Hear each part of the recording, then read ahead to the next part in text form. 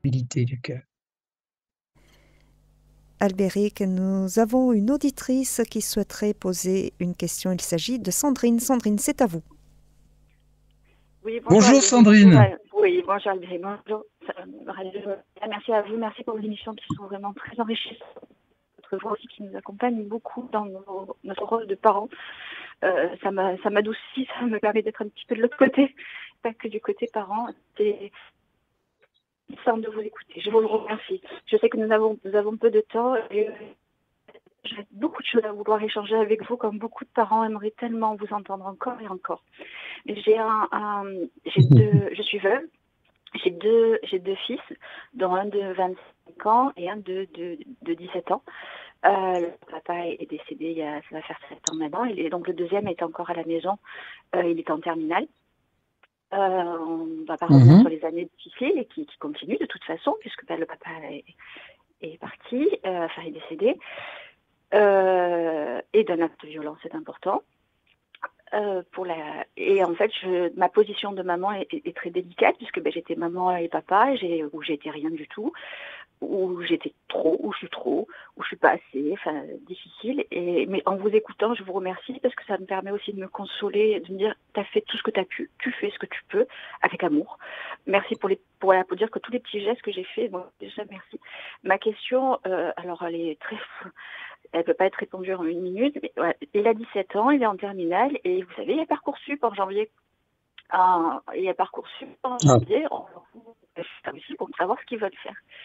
Le gamin, il est très volontaire, il travaille beaucoup, il est très bon à l'école, c'est un très volontaire, il est au service, il était chef scout, il travaille aux huîtres, il se démène. Il ne sait absolument pas ce qu'il veut faire, absolument pas, mais alors absolument pas.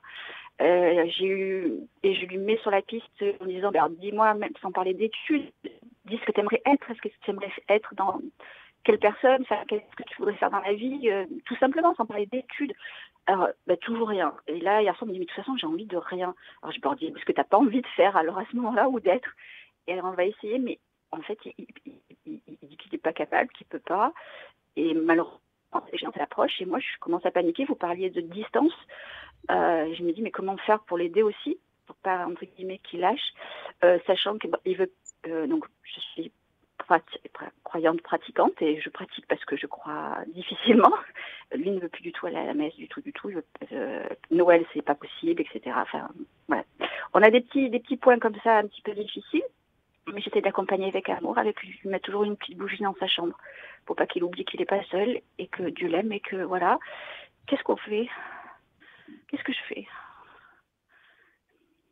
Alors, d'abord, vous l'aimez.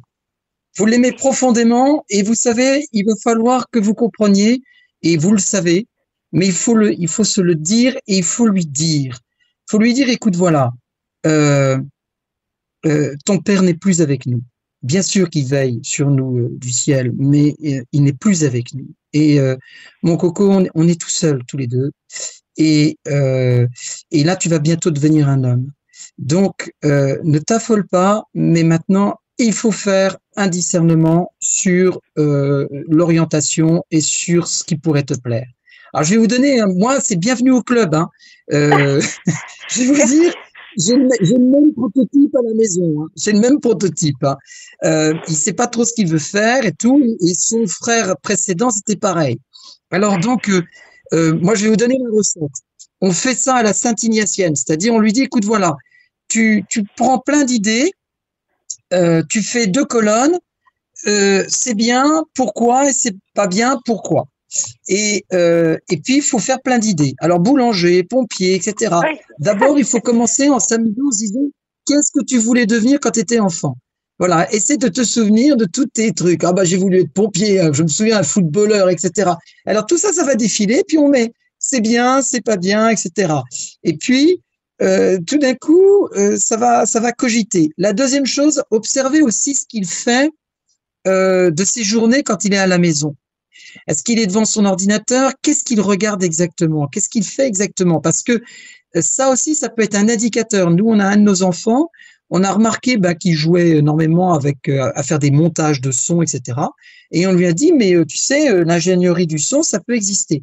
Il est parti une année dans cette aventure.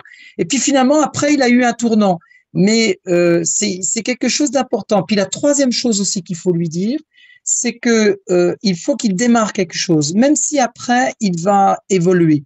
Car de toute façon, cette génération connaîtra très probablement 3 métiers différents dans sa vie, mais vraiment différents. Donc il faut qu'il se prépare à cette capacité de s'étonner lui-même et de tenter des choses.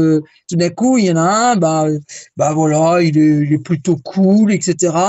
Et finalement, s'il ferait un truc complètement dingue, c'est partir dans la mer comme chasseur alpin. Eh ben, vas-y, mon gars. Vas-y, pendant 5 ans. Et puis, de toute façon, ça te formera. Il y en a un autre, c'est, tu voudras jamais, maman, moi, je veux être forgeron. Bon. Eh ben, allons-y. Il y a actuellement des écoles quand même très diverses. Il y a une variété d'écoles incroyables. Et il y a des opportunités et surtout des passerelles qui ont été fabriquées entre les études. Et ce qui fait que l'on peut démarrer sur quelque chose et finalement accéder à une autre voie par la suite. Vous voyez? Donc, vous deux, vous devez pas paniquer. C'est normal qu'il sache pas ce qu'il fait. C'est normal que Parcoursup soit complètement merdique parce que c'est un truc lamentable qui a été organisé. Mais ça ne nous empêche pas de discerner et d'oser des choses. C'est vrai, un ado a besoin d'entendre de la part de ses parents: crois en tes rêves. Voilà. Un ado doit avoir des rêves. S'il est bien foutu, il doit avoir des rêves, et même des rêves absurdes. Parce que derrière l'absurdité, c'est comme le feu. Il n'y a jamais de fumée sans feu. Et donc, derrière l'absurdité, il y a quelque chose de très chouette. Il peut y avoir un très beau projet. Et donc, il faut entendre son projet. Voilà. La seule chose dont il